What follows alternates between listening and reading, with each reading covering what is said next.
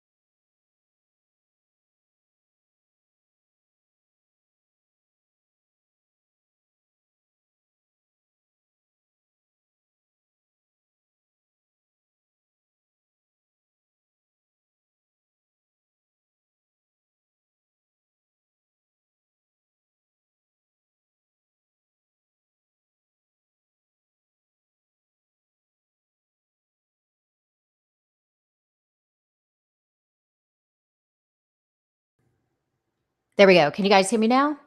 Testing. Hello, hello.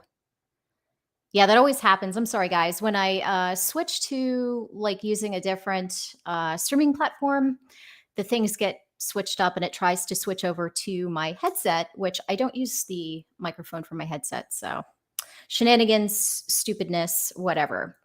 But anyway, we got a couple people here. Hopefully, more people will trickle in. Maybe some more people will catch this on the replay. But yeah, really, the title of this stream is An Apology. And I kind of owe you guys an apology just for, I haven't really been making a lot of videos, doing a lot of streams, although I do have a stream scheduled for tomorrow with the incredible Shane Davis. I'm really looking forward to that. But you guys deserve more. You know, you did me the honor of subscribing to my channel, and I do sincerely want to produce regular content for you guys. I just have to say, it's like it's funny. I've worked so hard to get monetized, but it's like my heart has just not really been in the scene lately, the comic book scene. And I think a lot of that has to do with just how my personality works anyway. I kind of get affected by drama a little bit more than I should. And, you know, it doesn't have anything to do with me, but I notice a lot of the people that I follow kind of, you know, it gets like the groups get splintered and everything.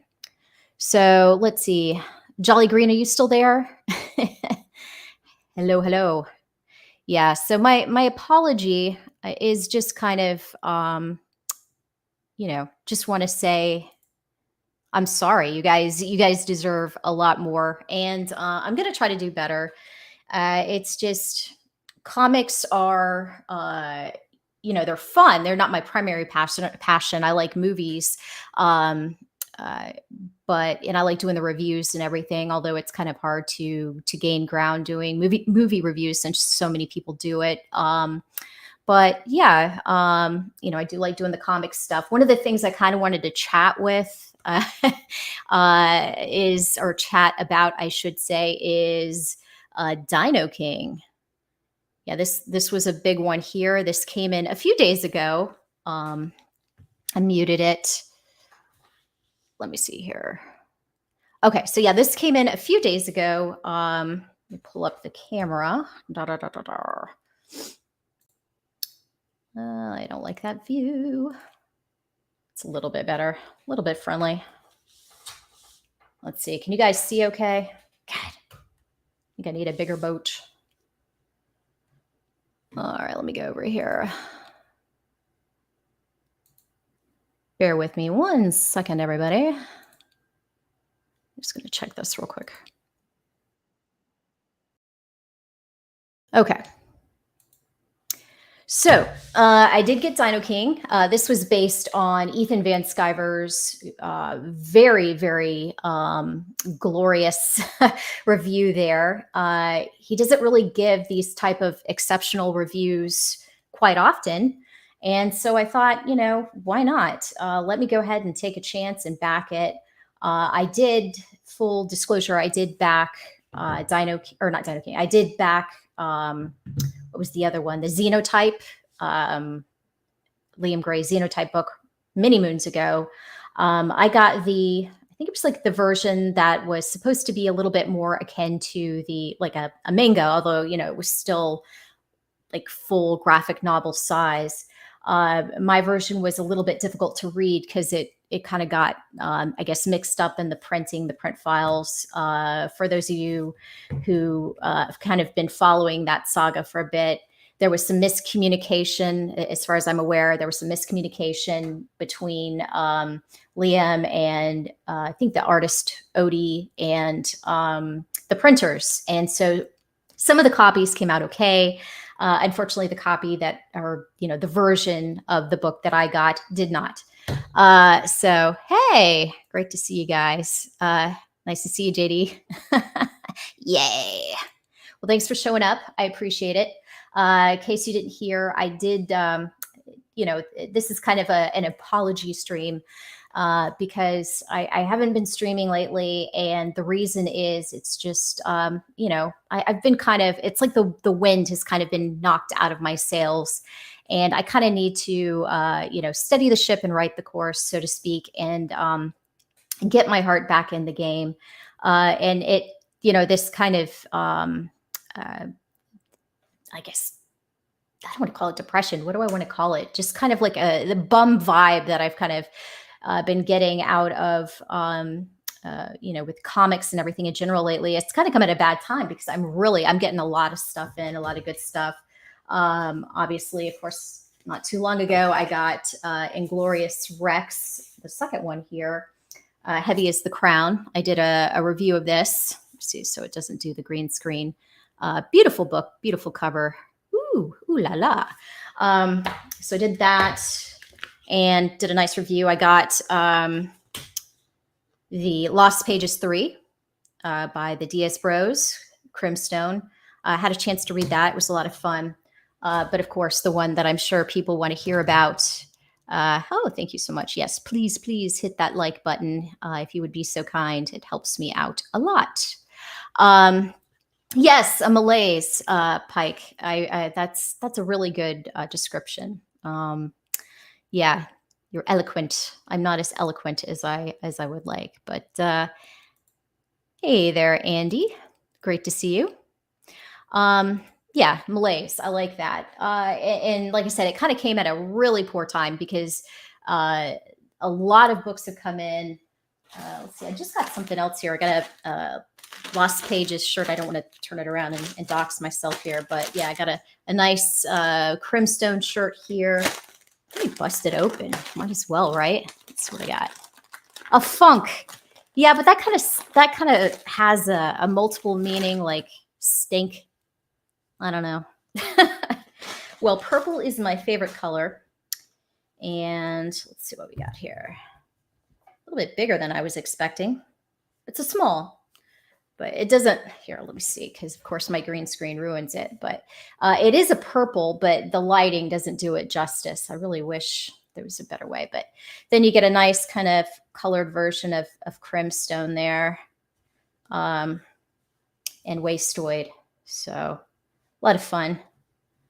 Of course, that's a whole different scenario there. What else did I get? This was from Critical Blast. I mean, I might change this into an opening stream later. I don't know. I kind of get ADD. But yeah, I got this really cool shirt. Maybe I'll wear it when I do a review of Lost Pages 3. I think that would be fun. But anyway, back to Dino King. First of all, I have to give Liam props. It did come all the way over from the land down under asunder, and great quality book. It was shipped, packaged very well. You get these nifty little cards here. Edge of Extinction. That's the character there. Didn't even see what the other sticker was. And then I'll give you some of my thoughts. Let's see. Dino King. Little T-Rex thing there. Cool card. Lizard Brain, Chapter 1. So yeah. The interesting thing about this book is it's kind of like it's teaching a bit of a life lesson, a moral lesson. Yeah, here's some of the posters here. Pretty cool. Nice stuff. Purple is a fruit. Well, yeah, I mean, well, it's also a vegetable, eggplant, or I guess depending on what part of the world you live in, it might be called eggplant. It might be called, what does the rest of the world call it? Something else. But we Americans call it an eggplant. But yeah, the interesting thing about Dino King by Liam Gray is it kind of puts forth this moral kind of lesson, and it teaches this lesson that I think would be good for younger kids, but then it also kind of has some questionable language in it. So, that was a little bit disappointing because it has mature language in it. And I mean, it is a mature rated book because it does have the intense gore and violence. Yeah, purple. There we go. Yes, and that also has a different meaning. Um, yes, we got some pride heart rainbows. Woohoo! Oh yeah, the Philly gay, the Philly gay ball game that Ethan was going to, right? Did he get his fanny pack? Does anybody know? I don't know. I I would wear that with pride. Bump. But yeah, the book, it's kind of hard to explain. I think because I built it up in my head based off of EVS's very strong opinion. When I did the first read through, I was just kind of like, I I don't feel it warranted that much praise. Now, of course, it could be said, that EVS liked it, but maybe he was doing a bit uh, in terms of giving it to the praise and everything that he did. Come on, focus here. There we go. Um, but I don't want to say it's like a bad book. This is it's one of those things where you kind of build something up in your mind, and then when you actually get it, you're like, okay, it's not exactly what I was thinking. And then I went to read it again, and I started absorbing more of it. And I think I needed to do that because I'm not a scholarly person like EVS. He always likes to say that he's. Oh, thank you so much. I know I'm going to pronounce it wrong. The aubergine or aubergine is the other name of a yeah of an eggplant. Let's see. Is it better than Fiendish? Stirs the pot. I enjoyed Fiendish, but the one issue I had with Fiendish, I felt like it had a lot of setup, but not a lot of story. And maybe that's kind of how I feel with this too, because it has a lot of moments where hey Oni, it has a lot of moments where it hits, like you're like, oh, that's a really good line, or I like that this happened. But on a whole, once you're done reading it, it's like it's just setting it up for the rest of the story. You don't feel like, or at least I didn't feel like a lot really happened in the story. But I do, in the case of Irene with Fiendish and with Liam with Dino King, I think it is apparent that they put a lot of thought and love into it in terms of what they refer to as the world building aspect of it. And I know EVS said the other day that, oh my God, you're going to listen to me fast. That is horrible. Well, thank you. I appreciate it. I hope the chipmunk doesn't pierce your eardrums too much. But yeah, EVS was saying that in his mind, world building isn't necessarily, making maps and literally, crafting a world. It's, kind of enriching the characters in their, immediate environments and everything. But again, I would say, it's kind of up to the different creator to kind of decide how far they want to take it. With Dino King, you have it's this other planet where the dinosaurs are highly intelligent and evolved. They're human beings. And then you kind of have like this abomination type world going on where you have, like half human, half dinosaur type of creatures. But on this planet, you have kind of this clandestine organization that they rule over everything, and the humans are kind of relegated to this little pocket of the world. And they're so insignificant that they're kind of left alone up to a point. And that's where we kind of come across the main characters in the book.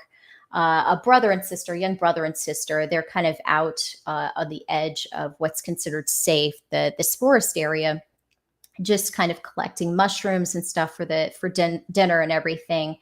And then they hear this noise and they decide to investigate further. And the little sister Mia, she's telling Kendama, dear Lord, Japanese pronunciation is not my strong suit. You don't believe me? Just check my quick short review of Godzilla -1. I think I butchered those names incredibly.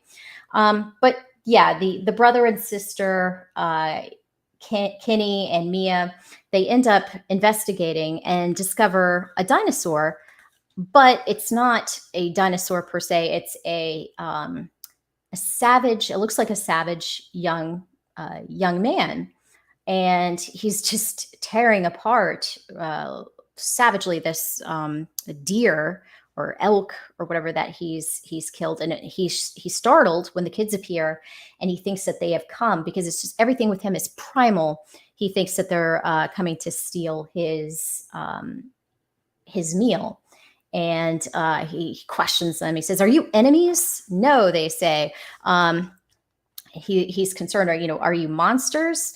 And then you're like, oh Lord, what the heck's going to happen to these poor kids? And then later you find out that he has amnesia. He doesn't know where he's from. He has these primal urges, almost like an animal. And so he goes or he helps the kids. They were kind of lost, and he helps them back on the path so they could eventually make their way home. And so that they, don't get attacked or anything, he ends up kind of guiding them or, going along with them on their journey back home. And the mother, when she sees them and sees how he's dressed, is horrified because he is, as it turns out, you find out later on, he's wearing a garb from a town that has been completely annihilated. So she is unnerved by this and probably doesn't want to bring that kind of problem to her home and endanger her kids. And they eventually convince her. They say, you've always taught us to help our fellow man and be compassionate, which is a good lesson that, parents should be teaching their kids, although not talking to strangers that are just eating a dead deer would probably be another one of those lessons. But I digress. Kids are a little bit naive, and don't always sense danger. And a lot of times want to see the best in people, kind of like myself. I always want to see the best in people. Let's see. You're slowly catching up here. Gift of Gab. Yeah, some drama okay, but I hate it too when it gets too nasty. I haven't read Dino King yet. Just looked through the artwork, which I liked. Wanted to wait to read with my niece. It's our thing. And I'm glad you actually brought that up, although you are a little bit behind me. I was going to say there is some, it's a mature book. So obviously there is some depictions of graphic violence. So just be aware of that.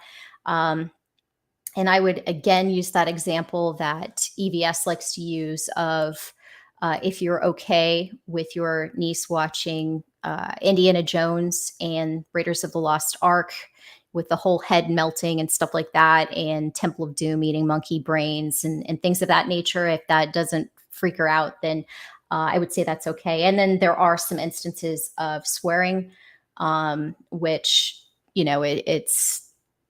it's going to depend on, what you're comfortable with your niece viewing and so on.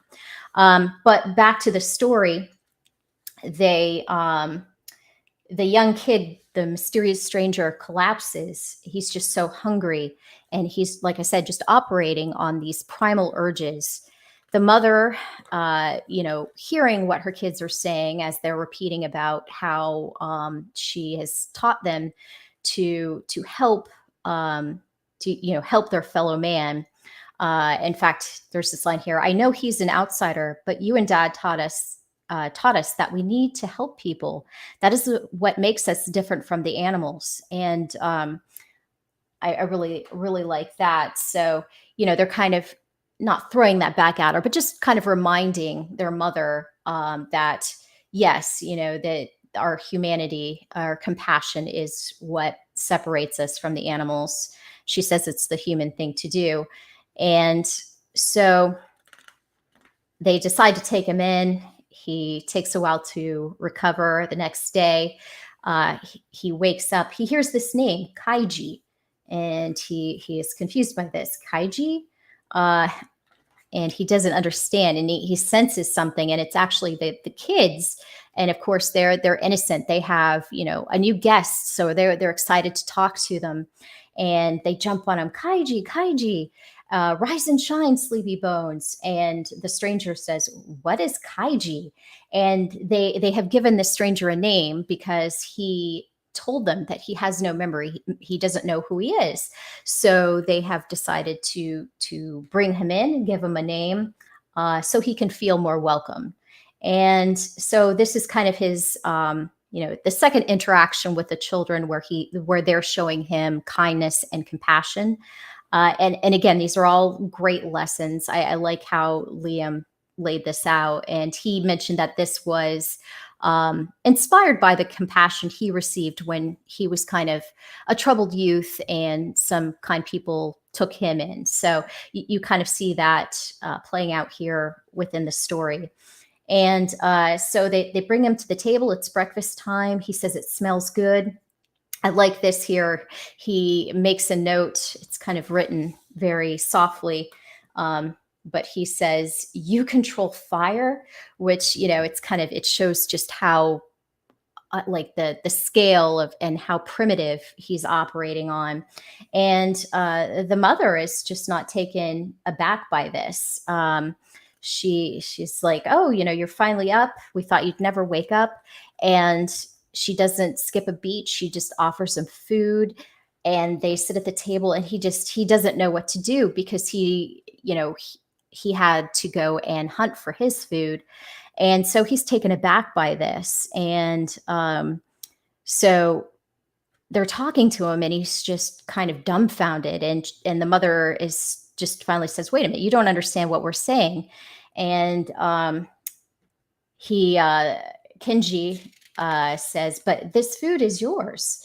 And they say, "Yeah, but we're sharing it with you." And he's just overwhelmed. Or Kaiji, I said Kenji before, but yeah, Kaiji, that he's so overwhelmed by their kindness and compassion. And so over time, he kind of gets taken in by the family. He learns how to do chores, simple chores, because they tell him this is another thing that makes us different from the animals, is having a purpose from day to day. You're just not getting up and wandering around mindlessly searching for food. You get up, you have your chores to maintain your home, your security. And so he struggles to kind of learn that. And his first encounter with trying to tend to the farm doesn't really go too well. He kind of unintentionally is destructive and destroys things. And there's some really cute lines. I really liked how the dialogue is written. And he kind of takes to the chores with this zeal, and in this zeal, and he doesn't really know what he's doing. Eager to please, it says, he has killed the cabbage. But they don't complain. They're always patient with him. The story kind of continues. He has another incident, this time with the farm, or the family's cow. The poor cow. "I have killed the cow house," which was kind of funny. He was a little too aggressive when he was milking the poor cow. And he gets a little discouraged. And this is another thing. Again, there's all these like nice little wholesome messages that Liam has included in here. Mother says, "Don't be discouraged. Accidents happen." And then Kaiji is just saying, I'll never find my purpose. And then she says, "If you keep searching for failure, you'll always find it." And just like I said, just really positive messages. And so she kind of smacks some sense into him, literally. And then he starts to slowly get it over time. I'll skip ahead a little bit. This was another thing that was kind of included or that Liam included in the graphic novel. He has some ads, which has been done before. Let me see if I can find something else that he had in here that I liked. Okay, so he included creator spotlight. So this one happened to feature Chris Fisk, really great guy, and talk about his projects and how he kind of got into writing comics and, his past and everything. And I like that. It kind of gave it an old school kind of feel, kind of vibe. And I really appreciated that. And again, I didn't show you in the beginning, but, if you want to harken back to say like Irene with Fiendish, let's see. Here we go. So there is a nice, come on, focused. There we go. There is a nice map that Liam included. He gives you descriptions and everything in here. He has the legend that kind of gives you a breakdown of Arbor Bona. And let's see what else he had here. And he just gives like a nice introduction of everything. And in all fairness, my brain probably, I'm a little bit slow on the uptake sometimes. And so I had to kind of go back and reread it to catch some of the more intricate parts within the story. But just to kind of jump a little bit, because I don't want to spoil it for people, there comes a point where the nice little peace that Kaiji has found with the family is interrupted. And let's see here. I'm going to kind of give you. So he gets visited by some of these intelligent dinosaurs. And just kind of in the description that Liam gives you in the beginning of the book, you learn that, yeah, these aren't dumb creatures. They're not how we've always been taught that dinosaurs are, how they've, we've learned that they've evolved over millions of years. But there's still so much we don't know. And what we think we know sometimes is changing, evolving. So that's interesting. And so come to find out that Kaiji, he has a bit of a past and this connection to the dinosaurs. And his past has come back to haunt him. And he has amnesia for a reason. He's used as a tool for what I don't want to say, but he kind of has a choice later on, and he has to decide what path he wants to take in his life. And that interaction that he had with the family, although brief, it only lasted a couple months, where, he got to kind of learn about having purpose and about helping people and kindness and, being different from the animals. That plays a big role in the second half of the story. The second half of the story is a lot of action. It does explain a lot. I felt like the art style kind of got a lot more. I want to make sure I don't want to spoil anything. I feel like the art kind of got a lot more raw and feral. I don't know if that's the word I want to use. Help me out, you great people with adjectives. My living thesaurus or thesauruses out there. But yeah, it's like the savagery that Kaiji is experiencing at the hands of these dinosaurs almost feels like it is being represented in just in the art itself. And some of the things, I know EVS mentioned certain things that he liked that Liam introduced to this book. And I liked, let me see if I can show you one here. Bear with me. Oh, this is kind of what I'm talking about with the, how it just gets really raw and almost primal, feral-like, with just almost the raw nature coming through. But that's not what I'm talking about. There's an introduction. The way they introduce new characters, I think I can just go back and show you from the very beginning here. it's interesting. So I don't know if you can see it. When Liam introduces new characters, he gives their name, their age, their interests, and special talents. And it's kind of funny because, let's see, when we get to Kaiji, before he is bestowed the name Kaiji, here, name unknown, age unknown, interest, venison, because that's the only thing we know about him. He's just tearing into this deer here. Special talent, we don't know yet. And as new characters are introduced, you get a little more of those little blurbs. So I think that's a great way of, hey, Aviator, great to see you. Thanks for stopping by. I think it's a great way of, kind of getting information quickly to the audience without just long exposition. And I like that. I don't think it would work with every comic, but for Dino King, I think it fit very nicely. Let's see what else we have here.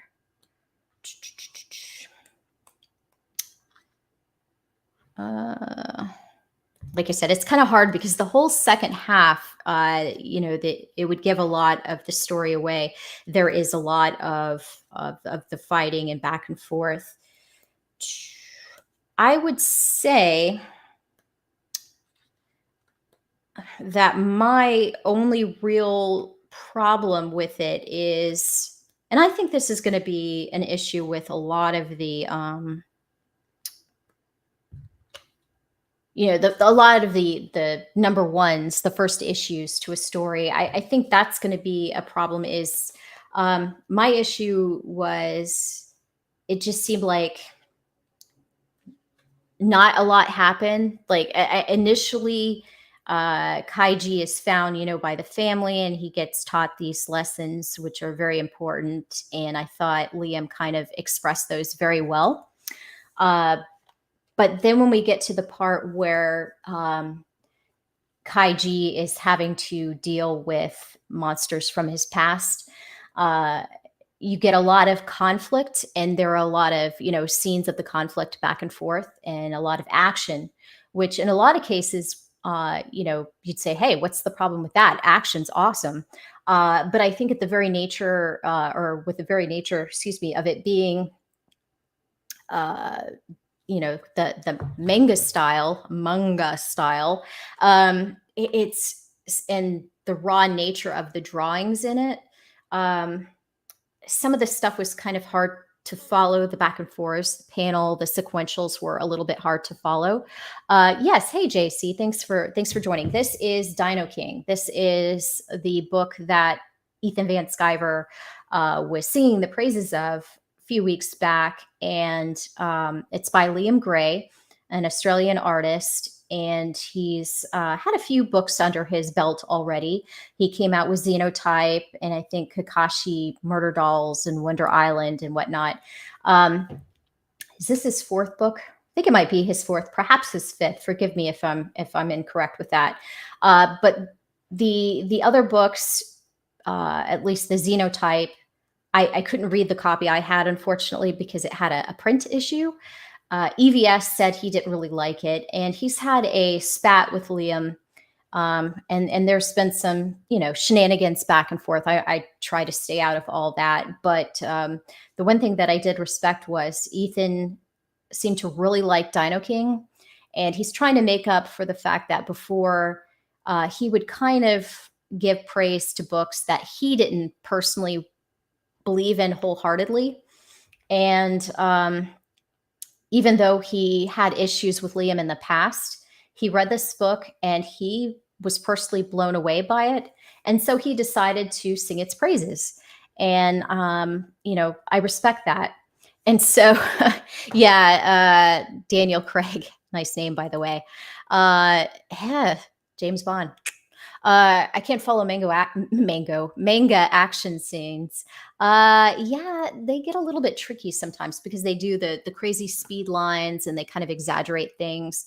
I am not really a huge manga fan, so I'm definitely not the person to speak to all manga action scenes. But at least the few that I've read have been kind of difficult. to follow in spots. But getting back to EVS and his praise of Dino King, so I went ahead and backed this based on his praise. And would I say that I, had my hair blown back like EVS? It'd be a little bit easier to blow my hair back than EVS is, but I don't think it was, like, oh my God, this is like the book to end all books. I think it is a good book, a very good book from Liam Gray. I liked it better than the one other book of his that I picked up, Xenotype. Again, I couldn't really give Xenotype a chance because I got the version that was printed in an incorrect order, so I couldn't read it. And so, I can't really speak to the story. But this one, I think it's a well-crafted story. I love the characters. The characters are incredibly likable. I'm intrigued by Kaiji. I want to see what happens. I want to learn more about his past and what choices he's going to make in the future. And the little boy and the little girl, I want to see what happens to them and how Kaiji continues to interact with them. And again, I don't want to give too much away because I know a lot of people have ordered this book. I was fortunate enough to get one of the remaining copies of the first print run. I think Liam said that for the backers of the second run, should be coming in shortly, and then he can, begin the process of shipping it out. Jolly Green, so you're saying it was disappointing. I found it a little bit disappointing, but that's, see, I don't want to say that everyone's going to experience that same thing. I think it depends on how much you you manage your expectations and how much you build it up in your mind. And I think you kind of have to take, EVS's hype, not with a grain of salt, but, you kind of have to, manage that too, because he is a showman. And I do feel that he was giving his opinion. I do feel that he genuinely liked the book and liked the message of the book. But I think probably a little bit of showmanship there in terms of hyping it up. When he got on with John Malin and he's like, I just read the best book and it blew everything the Kings have ever done out of the water. I mean, that was going to be a pretty high bar, that he's setting there. And it's like, I almost feel like the only outcome for that was slight disappointment. But I still want to say that this was an enjoyable experience for me. Will that be the same for everybody? I don't know. I definitely don't feel it was a waste of my time or money, but I think your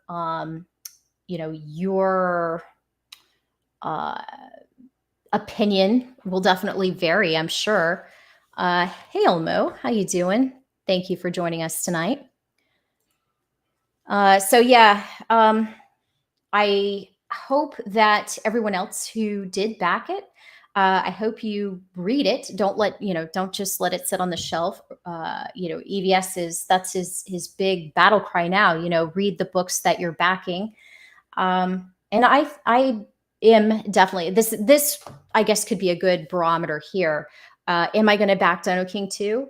I will, because I cared enough about Kaiji and Kenny and Mia, that whole kind of family dynamic that was starting to develop. I care enough about that to see it through, through to conclusion. So, using that as a barometer of, is it worth it or not? So that's what I'd say. So I say it's worth it to me because I'm going to invest, in the sequel and the follow-up. But yeah, I hope other people will read it. If you're like me and again, a little bit slow on the uptake, I hope you go back and, kind of read the blurb on the back. That was another thing that I really appreciated that Liam did. He does give you a wealth of information. And I think if you go back and kind of take your time and absorb it, you can better kind of take in, what he was trying to get across to you. But I can't read too good. It's not that bad. But yeah, for me, it was dealing, I think, with some heavier concepts and everything. And so I wanted to read it twice to really kind of get to the meat and potatoes of it. In terms of the art is, it's serviceable. I think it's better in some spots than others. This is not like an Ethan Van Sciver or John Malin or, pick your favorite artist here kind of thing. But this is done in the manga style. So, it's going to be simplified, and then it'll have the exaggerations of the eyes and the different facial features depending on the scenario. But I think in terms of the tools that, what it seems anyway, in my experience, what manga likes to use, it seems like Liam has kind of pulled a little from each of them, and kind of employed those little techniques and everything in this one story. He's done it very well. It's the second part, I think, in terms of the art, was a bit rough for my taste. So let's see. Mo Biggs, I think once Liam unshackles himself from weebery, he will soar like the mighty emu. Oof, I hope not soaring off a mountain. I don't know. Everyone has their genres. I know, Lord knows, I have my guilty pleasures.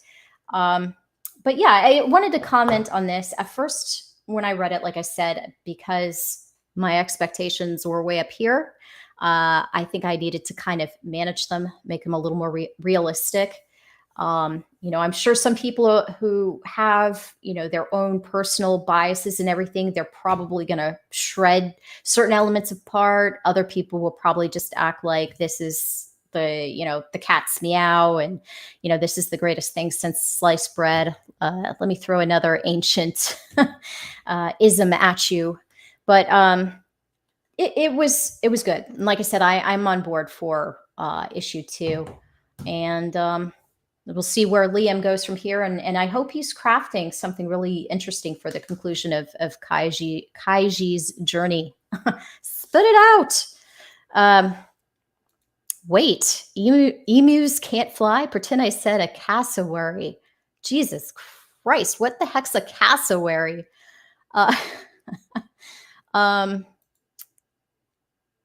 Let's see. Who else is joined us? Hey, Jeremy. Phil. So yeah, that's 2 of the things that I kind of wanted to chat with you guys about tonight. The third one was a movie that I saw. Let's get this off of here, and let me see if I can find what I'm looking for. All right. This is a warning. Loud keystrokes incoming here. I know. I'm sorry. I have a mechanical keyboard. It's loud. I saw this movie advertised in the theaters. And unfortunately, it left my local theater before I could watch it. And I like horror movies, but I have been greatly disappointed by them because it's like they either resort to, hey, what's going on? Have you figured it out? Am I getting Mange or Shane tomorrow? I've been advertising Shane, but I don't know. Mange might dominate you and have to make an appearance. But yeah, so again, I like horror movies, but a lot of times they kind of resort to just either outright gore or just jump scares, and it's really like it gets tiring, after a while. Once you've seen them, you've kind of seen them all. Oh God. Well, thank her very much. I appreciate that. But yeah, so this movie I wanted to share with you guys. This one is different. It kind of is a spin on the found footage, but not really. It's like a new take on it. It is called, let me share this here. And all right, show on stream. It is called Late Night with the Devil. And it's simple in its premise and even execution. But I really, really like what this movie did. And it took the horror genre and it takes things that people are used to and have kind of become cliche at this point, and it kind of gave a fresh spin on it. So the whole premise is you have this late night talk show host who, this takes place during 1976, by the way. So that's why that guy's all up in polyester and all that kind of stuff. 77. Directed by Cameron Cairns and Colin Cairns. And wow, they actually wrote it too. So big props. You guys did a really, really good job. So you have David Dost Malshian. Jesus, Mary and Joseph. I can't even pronounce it. He was very, very captivating in this role. And do I know him from anything else? Let's find out, because I was blown away by his performance. Oh, no way. He played the polka dot guy? Oh, wow. Very interesting. Okay, so he's in Dune. He's even in Oppenheimer. Okay, so he's one of those kind of guys that is a character actor and he can kind of just slip into the role and you might not recognize him unless you do what I'm doing, apparently. But let's go back. All right, so yes, Late Night with the Devil, AT&T, I don't care. Get the heck out of here. So he's in a time slot where he's trying to compete with Johnny Carson. And we all know Johnny Carson is known for being the king of late night television. And, oh, hey, Johnny, how's it going? Yes, Tattooed Biker, my good friend. So good to see you. I was thinking about you the other day. I haven't seen you in ages. It's great to see you. Thanks for stopping by. This one I really enjoyed, and I really want to get the word out on this one. So I was just saying it's kind of a different take on the found footage kind of horror movie. Now, it's not going to be the shaky camera kind of thing. In this, the premise is the guy, the talk show host, he's trying to compete with Johnny Carson. In doing so, it's Halloween. I guess it's Sweeps Week. So for those who are not aware, Sweeps Week is when they're taking the ratings for all the shows, seeing how many people are viewing it, and a lot of times that's kind of the make or break it for a lot of series. If they don't get good ratings, or at least satisfactory ratings, the show could be canceled. So he's using this opportunity. The Sweeps Week is during Halloween, and he's using it to try to boost his numbers to compete with, or perhaps even overtake Johnny Carson. And they do a lot of cool tricks. So you have the footage of it being, filmed, because it's being filmed on the studio set. And that's another thing too, that's really cool. This entire movie takes place on the sound stage for this supposed talk show. And so, and then when commercial breaks happen, and he goes off camera, to freshen up, get a drink or whatever, or talk about the next segment. Then you have kind of like a camera that was following him around, kind of documenting everything, or you'll, have just another camera backstage. And so that will be in black and white. And then when they, get back from commercial break, it'll go back to the color footage. And I liked the references. It'll make a lot of references to the things that were popular during that time, like people doing magical tricks, parlor tricks and stuff. There was this debunker, this famous debunker called, let's see, what was he called? The Great, dear Lord, he's so famous. I can't even remember him now. Let me see, do a search real quick. Bear with me. It's not Rodney. Was it Rodney? The Amazing Rodney? Let me see. Amazing Rodney. Ronnie Mullen, amazing stuff. Freestyle. Let's see.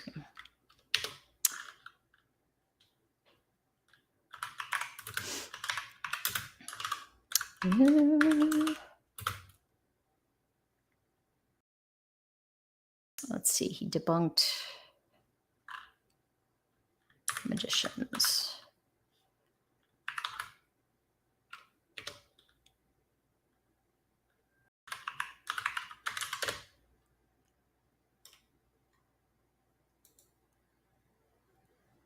James Randi. Okay, yeah, he's the magician who debunked, paranormal claims and whatnot. So I think they had a documentary of him that came out. But yeah, Randy, the amazing Randy. So they have a character that is similar to him. And hey, Ray, how's it going? Great to see you. And he's a guest on there. So you have, they kind of have the lighthearted shtick. They have a guy that comes out that's supposed to, be a medium, so he could connect people with their deceased loved ones and whatnot. And then they have a paranormal expert who is coming out with a girl that I guess she has escaped this cult, and the cult was involved in a human sacrifice ritual sacrifice and everything, and it was really just horrible. And then you have the character that is supposed to be portraying the amazing Randy, who is the debunker guy. And so all of it, of course, is kind of geared around the supernatural because it's Halloween. And during the show, the medium kind of goes on first, and it's kind of lighthearted and everything, and he ends up having an interaction with this mother and her daughter, and he says he's connecting to their deceased brother. Their brother had taken his own life, and it was really tragic. And then, of course, the debunker guy, he comes out and he's like, "This is total bullcrap. I can show you how he did it," and pretty much just tears apart his whole shtick. But during the medium's performance, something happens to him, and he's kind of taken aback. And you don't know what it is, but as time, the other segments continue and as time progresses, his health starts to deteriorate. He can't really swallow. He's coughing, and oh, shout out to the emus and the roos from down under. Hail. So yeah, he's getting progressively more ill. And so he, they get him water and everything. He's sitting there, and the debunker's just like, "Yeah, this is crap. I'll show you how I did it." And then all of a sudden he just starts spewing this black, disgusting substance out of his mouth. And again, the debunker's like, "I can show you how he did that. Yeah, that's nothing, bunch of bull crap." And they end up taking the guy away in a ambulance. And so they bring on they have the debunker talk a little bit about his what he does for a living and how he goes around, and he has this check. He's like, "I'll give anyone $1 million, if you do something and I can't disprove it." Then they bring on the paranormal or the parapsychologist, who is kind of taken in the girl, the only survivor of this cult. And she's kind of had to put her in therapy, and she's now the guardian over her. So she's like her mother, and has to take care of her. And so apparently she's been possessed. And the way that the parapsychologist tries to explain it is, well, she believes she's possessed, but, science is still trying to catch up with how, we explain such things. Might not necessarily be demons and things like that, but, the girl believes it. And when she's channeling this demon, that strange things happen. So, of course, hey, Valley Law, how's it going? So of course the talk show host guy is like, "Hey, yeah, can you put her in one of the trance states? I'd love to communicate with the demon." And so they end up doing that. And that just kind of further opens up this really strange door. And then all these strange events start happening on set. And I don't want to give, very much away. And even with what I said, there's still a lot that goes on. But you start to question the motives of the talk show host, which seems kind of funny. But he just seems so earnest and genuine and compassionate when the movie begins. But then as the movie progresses, you start to see some of that mask kind of fade away, and you start to question. I was kind of able to put together some things, before the movie concluded, and I'm sure the astute will be able to pick up on that as well. But this movie, it felt fresh. It's been a long time since I've seen a horror movie that really it didn't jump. It wasn't filled with those jump scares. This was more of just it's just creepy. It kind of irks you, makes you kind of question some things. But the way that it was done, I thought was very fresh and let's see. Yes, Red Dress Press. It is. I was just looking it up there. James Randi.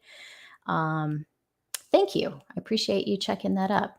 But yeah, the way that they did it just felt very fresh, unique, and a genre that for a while was kind of way overdone.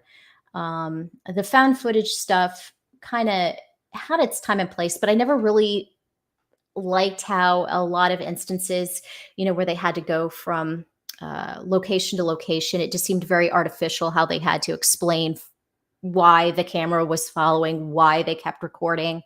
And I don't like the shakiness of the camera either. I'm really over shakiness in movies.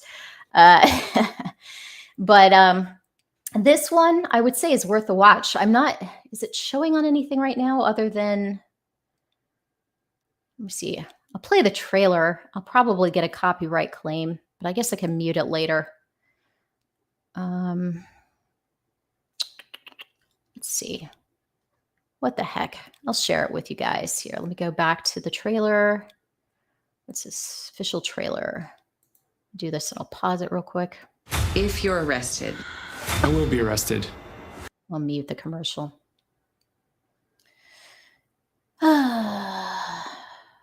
Everything is like consume.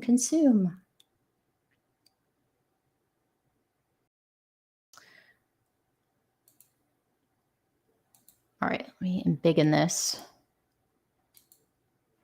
Let me see how it looks on the stream here. Okay, and I'll make sure that the volume is turned up. Oh, thank you. I try to keep it regular. Sometimes I'm like, why in the hell would anyone want to listen to my ramblings?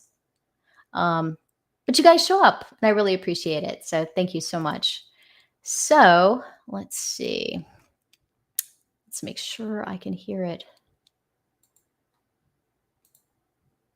5, 4. Now, here's Mr. Midnight, Jack Darrow. Off of the screen. Oh, good evening, night owls, and there we go. thank you for allowing me into your living rooms once again. And it just feels so 70s. I really like it. You guys hear it okay? Sound. Very excited for you to see it all unfold before your very eyes. I really hope you love it. Gosh, I hope you love it. Please love it. I'm trying to host a nationally syndicated talk show. And I'm trying to help you keep it on the air. We all know how important it is to keep our sponsors and affiliates happy, but in my humble opinion, there is only one person who really matters in this whole darn crazy business. And that is you, our viewer. You're meddling with things you don't understand. Whoa! That guy, the co-host, is so Ed McMahon. It's very McMahon. important to keep an open mind. Please welcome Dr. June Ross Mitchell and Lily, the young subject of the book, Conversations with the Devil. I really don't think it's a good idea, Jack. She's becoming more unpredictable. Yeah, so like I said, the guy seems you know, very kind of personable, you know, like charismatic. You're like, oh yeah, this talk show host guy is pretty cool. But yeah, all of the characters, the guests and everything that they bring on are very, very interesting. And like I said, the whole movie, I was just kind of on my edge of the seat, thinking like, okay, what's going to happen? You know, let's see. Oh my God, I got too many tabs open. Move this over here. Okay, here we go. That's a good thing. That's why we still do live TV. Ladies and gentlemen, and this please girl stay tuned freaked me out. She did a for really live good television job. first, as we attempt to commune with the devil.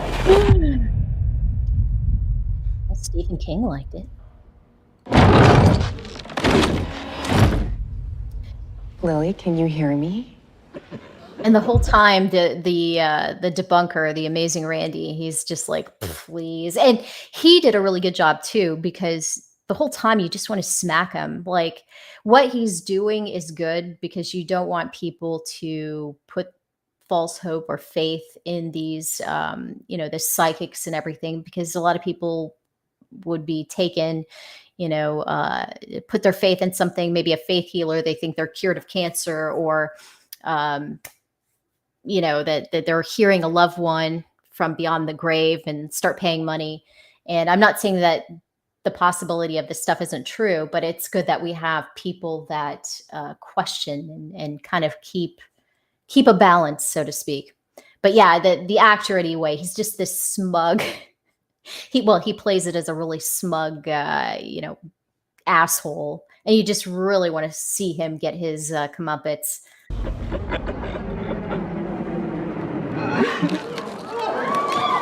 Good to see you again, Jack. Lily, return to me. And that felt like it could be a, This isn't about ratings anymore. influence. How could you let it happen, Jack? How could you let it happen? Please be warned, anyone with young children in the room. What you're about to see You okay, Jack? is profoundly disturbing By the Ed McBain and guy. shocking. It gets Get out there, intense. Mr. Midnight. And you knock him dead. Yeah, the ending's intense. I'm telling you guys. So I would give this one a recommend for sure. If I had to give it a rating out of 10, I would say probably about, for me, it was an 8 because it felt fresh. I could see it being like a 7.5, but I was really pleased with it. I would watch it again, and that's kind of how I choose to rate everything. Is would I watch it again? Let's see. It's supposed to be illustrating my book, and instead I'm watching this because I freaking love the Amazing Randy. Yeah, you gotta love the Amazing Randy, right? Oh God, it's getting so hot in here. Let's see, what else can I cover before we bid adieu? I guess I could open up. Oh, this was one of the things that I wanted to show you guys. I'm gonna dox myself. I didn't know it. Do I have a marker in here? No. All right. Could I do it with a pen? Bear with me, folks.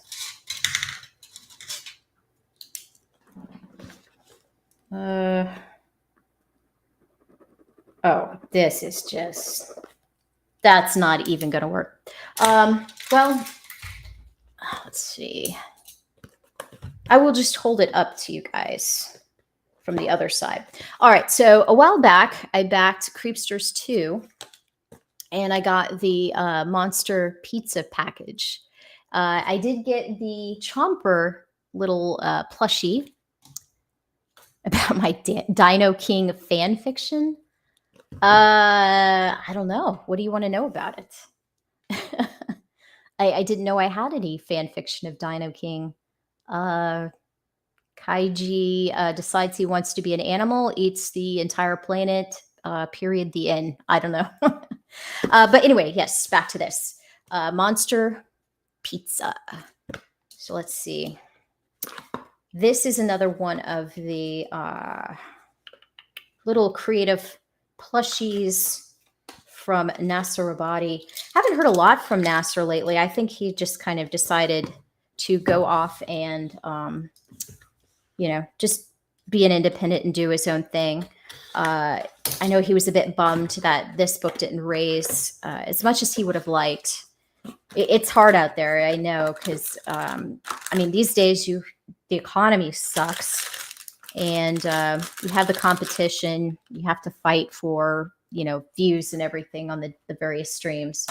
But I like it. This is so you can kind of see. I'd get up and that's what the little creature there, the chomper creature there, looks like. Let's see. Well, now I can go ahead and show this. All right. Nom nom nom. I think this one, was it made by Super Asia Fun Toy? All right.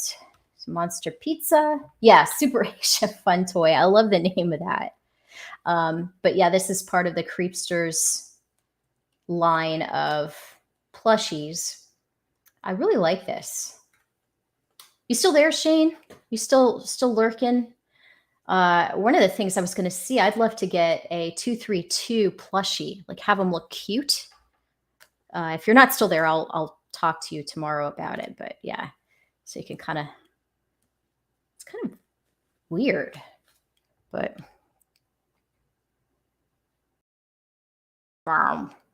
feed me, Seymour.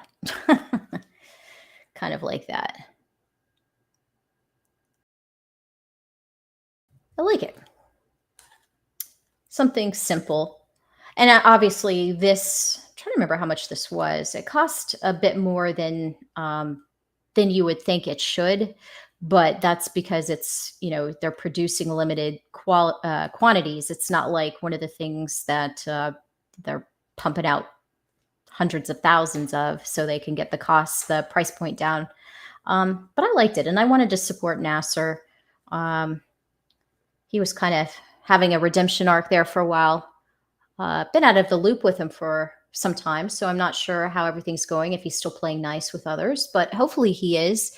And, he writes up a storm. I have to say, I really admire the kid's, tenacity. He just keeps cranking it out. He doesn't let anything get him down.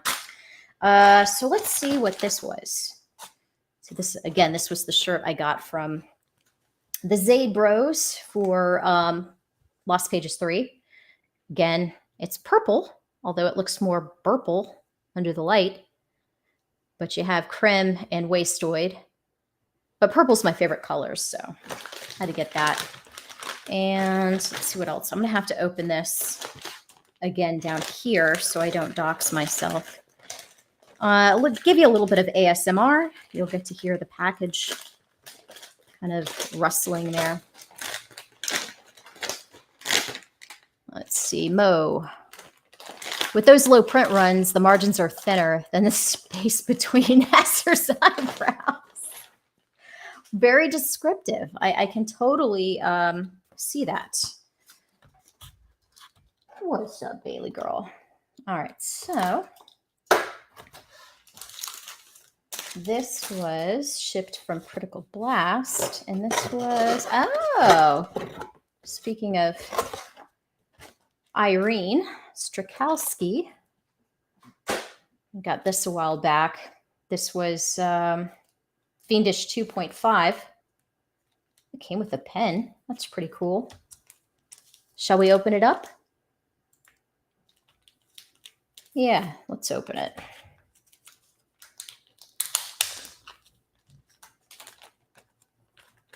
Tape.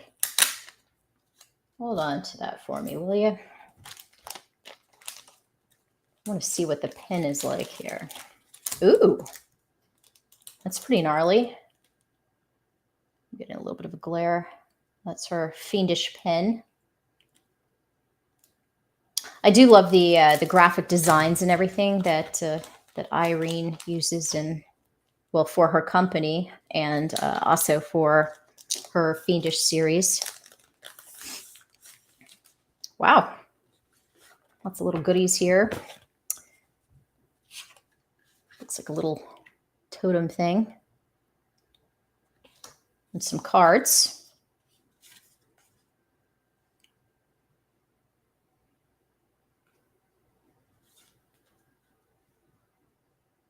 Boy, I'm so glad I got my nails done today.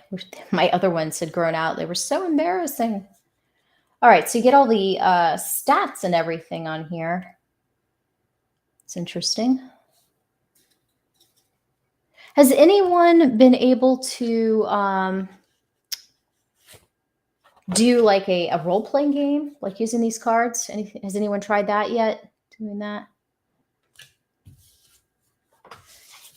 Only thing close to like a role-playing game that I've ever participated in was, gosh, way back in the 90s, I was taking a summer driver's ed course. And during the boring parts, because since it was during the summer, everything was really compressed into this, tight few week period. And so we study, read all the material and everything for the driving course and take the written exam. And in between the, where we took the exam and were waiting for the teacher to grade everything, we would just pass the time by either chit-chatting or whatever. And one girl was like, well, let's play Vampire the Masquerade. So we did that. And spoilers, it was very gay. But I did learn to drive. So that was kind of cool. That was back in the day when they, would still teach kids that in school before the days of, it was more important to teach that Sally has 4 mommies and 1 dog or something. I don't know. Everything's weird today. This is interesting. And this was, let's see. So yeah, Irene did the story, the layouts, and the lettering. The pencils were by Michael Rushbrook, and the colors, Jake Harold. So I do like the colors. Some of them seem a little, what's the term, like oversaturated is the term I want to use. But I love the richness. I just think in some areas it could use a little correcting. But that's just me, and that's coming from a layman. Like, what do I know? I'll just read it. Yeah, looks fun. I'll give it a read later. But yeah, nice little package. And thank you to Critical Blast for shipping that out. Arrived safe and sound. Even with a little pin in there. It did do a little damage to the bag, but that's no biggie. I'll get another bag for it. But yeah, cool pin. Very nice. And let's see, I have one more here. What's this one? Oh, this was, yeah, this is the Creepsters 2. Where's my knife? Call that a knife. All right, so I'll put this down here. Ooh. And again, I'll have to cut it. Make sure I don't show anything. Girls with knives. Not a good idea. All right. Let me open it out of the way.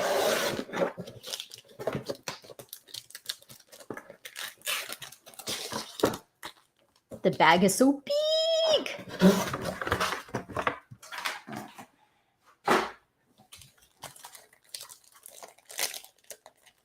I like how the art kind of is a classic, kind of has that old school vibe to it. And you have Chomper. Nasser signed it there. Editor Roy Guntherson. Interior artist, Inyo Christines. I am so sorry that I can't pronounce anything right. Letterer, Jason Robinson. Cover artist, Pat Carbajal. And I'm sure I butchered that. Very sorry. Yeah, but I like the art in here. It's almost like a, it's the black and white style. And it could kind of feel like, well, I guess it's supposed to evoke the feelings of manga, but I don't know. Would you classify it as maybe a nouveau manga? Just kind of like a new new vibe to it. That's where the monster pizza comes from. It was a really fun story. So I don't know if Nasser still has any available, but I would check it out and see. I really enjoyed it. Kind of evokes a vibe of like Critters or Gremlins, stuff that nature. Kind of campy. The boy gets the girl kind of thing. And you have a little friendly monster out of all the bad monsters. Just like I said, it feels very 80s, which I appreciate. And let's see, last but not least, what I kind of wanted to highlight. This is one that I kind of wanted. I first saw last July at Tampa Bay Comic-Con. Phil Diaz introduced me to Nick Pitara, and I kind of got to get a glimpse of Phil's copy that he picked up at the convention of Axe Wielder John. And I started reading a digital copy because Nick Pitara was kind enough to send me a digital copy. And I was like, after I was getting into it, I couldn't just read it digitally. It didn't seem like it was doing it justice reading it digitally. So I said, okay, I have to get a physical copy because I was just enjoying it so much. I wanted to actually have the full experience and be able to enjoy it. The art style is just so unique, so refreshing. And he had the hardcover here. It was on strange site, Zoop. I'm such a boomer. I'm not familiar with all these different sites. So when I checked out Nick's, X site and everything, his profile, to see where the book was available, and I checked Zoop, it was sold out there. But he got more copies in, and has that nice new book smell. But yeah, the art's just like really fun. So it goes from this kind of look here where everything kind of just looks properly drawn out and formed, and then because the kid is drawing out their own story, then it kind of switches the art style to as if the kid was drawing it. And then you just get all these really interesting looking characters. And Axe Wielder John, he got his nose chopped off. And I haven't had a chance to go through and read the whole thing yet, but I am definitely going to do that. But just a lot of fun. It's funny. There's violence in it, but kind of like that, the comic style violence. And the characters are hilarious. Again, there's some language in it, but it's funny, and it's the humor is a style that that just really appealed to me. So, again, that was another reason I had to go ahead and get a physical copy. There you go. Is that Vicky? She might have been the inspiration for that. She's yelling at one of her cats or something. I don't know. I am just horrible. But yeah, it's just fun. The coloring in it just kind of changes. Oh, I love how, when it's giving some of the descriptions and everything on here, it looks like it was written on notebook paper. Just a lot of fun. So that was the last thing I wanted to show there. Yeah, I'm telling you, the humor just looks great. Yep. There you go. Good quality stuff right there. Like the gloss and everything that was included. All right. Well, I am probably going to call this a night. I just wanted to thank you all for stopping by and, again, listening to my apology. I know that was one of the first things that I said early on, so some of you might have missed it. But yeah, I was just kind of lamenting the fact that my heart wasn't really into streaming lately, and I've really kind of had to force myself to get on here and stream just because just the negativity just kind of weighed heavily on me. And but I just kind of had to take a breath, recenter my chi, and because it doesn't really have anything to do with me. It's just I hate seeing people that I like on both sides be in conflict with one another. Let's do conflict. You want to do conflict? Pull up. But yeah, it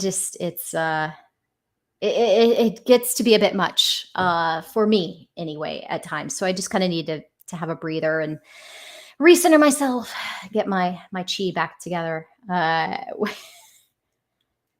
You used Axe body spray? Yeah, that was kind of a thing for a while.